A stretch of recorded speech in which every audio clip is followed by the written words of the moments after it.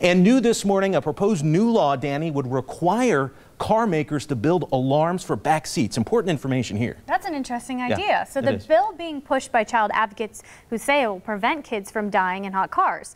The latest deaths came in Arizona on triple-digit degree days this past weekend.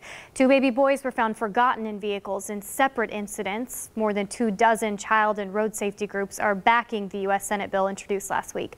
If the bill passes, car makers would be required to equip cars with technology that can alert drivers if a child is left in the back seat once the vehicle is turned off.